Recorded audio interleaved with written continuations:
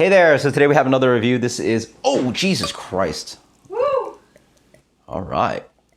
One for the homies. One for the homies on the table. This is from Roaring Table, unreleased beer. Thank you, Ryan. This is a, Katie thought it was a homebrew. This is unreleased beer, literally call it, sorry, unreleased beer. Yeah, you told me about it. 70% food aged, I guess Saison, with 30% not food aged. So, mixed culture beer. Roaring Table sort of reminds me of like Grim, like sort of a. I think some people call it like like master of all, master of none, whatever that phrase is. But thankfully, Roaring Table and Grim like seem to just crush. Like everything is so good. Like if I.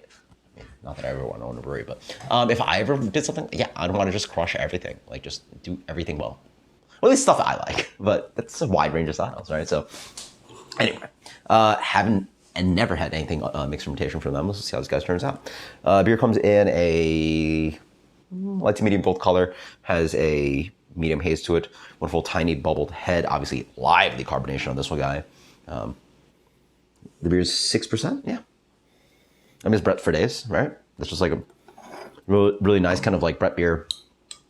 Maybe not all the way because like they're blending a little bit of Saison back into it. It's got that like, what kind of bread is this? It's not the most fruity. It's got a little bit of fruitiness to it. I get a bit of like a spritziness, a little bit of like light lemon zest character. Beer doesn't really smell that acidic. Pretty interesting. But it smells like just, like Brett Saison. I don't get too much of that like heavy Saison-y character, even though like Saison has some levity to it. It smells pretty light. Like it smells like just that fun kind of like you get fresh dough, fresh bread, that refreshing kind of like it sometimes bread for me is like swampy, a little bit pond-like. This one's got a little zippiness to it. And sometimes it pushes really like ethyl butyrate, like really pineapple-y, really fruity. Crooked Stage tries to push that. Here I get a little bit of like zippiness, a little bit of that kind of like, it's almost like, it's like sort of like spring, clean sheets, a little bit of that kind of like cotton pillows. It's hard. Brett's so hard. When someone finds me that like really good descriptor for these kind of like mixed fermentation Brett beers, like gonna love it. But yeah, a little bit Band-Aidy, right? Just a hair of it. It's like the softest little light Band-Aid. Yeah.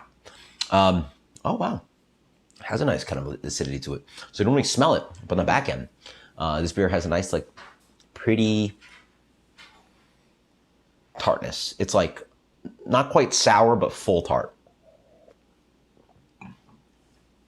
Like minus, medium, minus sour. Like full on tart. Pretty nice. Pretty light and nice. Almost said lice. I love the acidity on here. A little bit of fruitiness. I get really nice kind of like sour pear, tart apple fruitiness driving in. Wonderful carbonation. The malt's really hitting on this guy. This beer has got to be bone dry. It just I find that like the Hill Farmstead beers have like somewhat of like maybe it's a compliment to them, but like there's a mouthfeel to them. This one's just zippy and light. Like this beer doesn't even drink like 6%. I would have guessed it was like 5.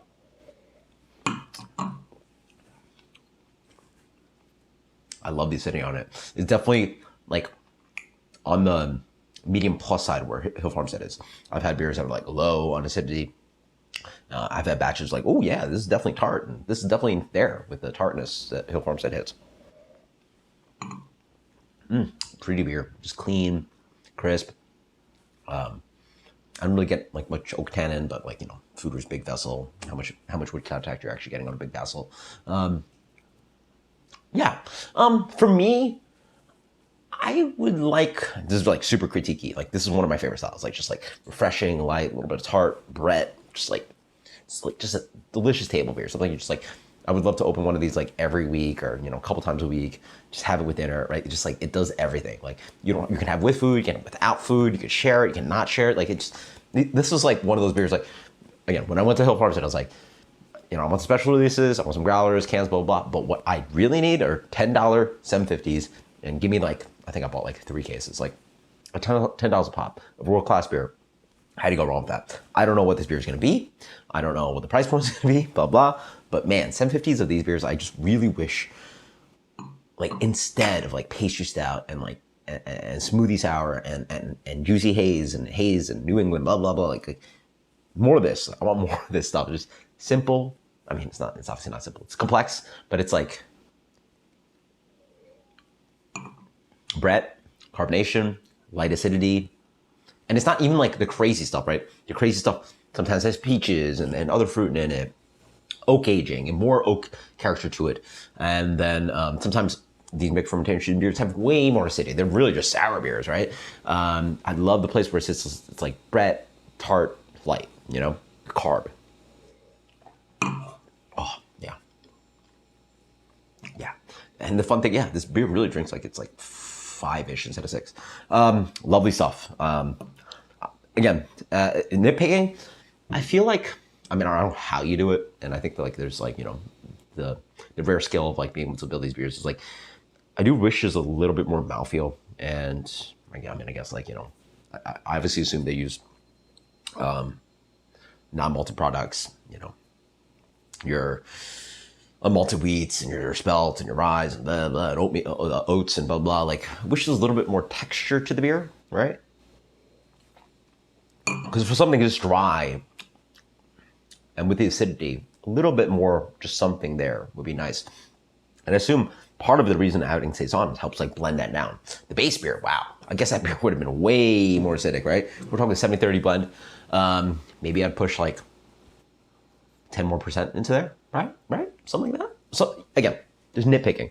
But this kind of beer that, love it. Love the carbonation. I love the carb on this guy. I mean, gush a little bit, but I'm all about the carb on this one. Like, I think it's actually probably higher than what I perceive on some of the other examples in this range. Fantastic. I mean, I want to drink this all the time. Oh yeah, there we go. Again, one of my favorite styles. Wish more breweries were doing it. 96 plus. Unreleased beer. Check it out. It's absolutely fantastic. I mean, this is just absolutely delicious, crushable. Yeah, again, you can do anything with this guy. You can dry hop it. You can barrel age it more. I mean, you can just blend it differently. You can add fruit, blah, blah. You know, you guys know if you've had these kind of styles of beer. I think more and more breweries are doing it, but for me, my familiarity goes like Hill Farmstead, but like Suarez, Monkish. I mean, it just goes on and on. Like some of these great breweries doing this kind of beer that I just absolutely love. Hell, even Mikkeller San Diego is doing beers like this. So crazy good. Bottle conditioned, spritzy, lovely bright character, lively, just super drinkable. Love it. 96 plus. Until next time, guys.